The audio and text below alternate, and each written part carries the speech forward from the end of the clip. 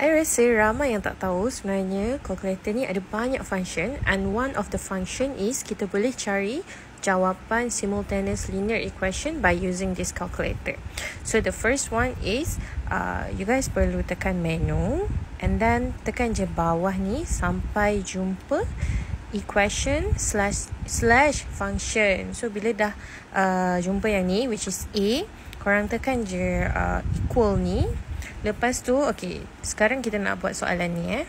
So dekat sini kita nak buat simultaneous equation. So kita akan tekan 1. Alright, and then dia suruh pilih kita number of unknowns antara 2 until 4. So kita tengok kat sini. Sini ada dua huruf, which is X dengan Y.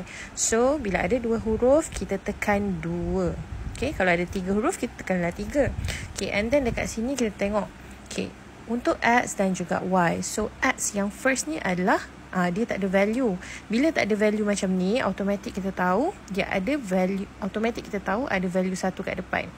So korang masukkan 1 kat depan tu. Jangan masukkan kosong tau. So tekan equal and then pergi pula dekat sebelah ni, negative Y. So negative Y ni sama juga, dia bukan negatif kosong tapi negatif 1. So masukkan negatif 1. Alright, macam tu. And then tengok, yang last ni adalah 1. So masukkan juga 1. Okay, and then dekat bawah. So bawah kita ada 3X. Okay, masukkan 3. Lepas tu kat sini ada positif Y sama dengan positif 1, ataupun just masukkan 1 je kalau dia positif. And then kat sini 11. So masukkan 11. Lepas tu kita tengok jawapan dia sama ke tak. Okay, tekan equal. Tengok, X sama dengan 3. Which is dekat sini X sama dengan 3. And Y sama dengan 2. Sama. So apa yang bestnya, bila korang tahu macam mana calculator ni function untuk cari jawapan untuk simultaneous linear equation.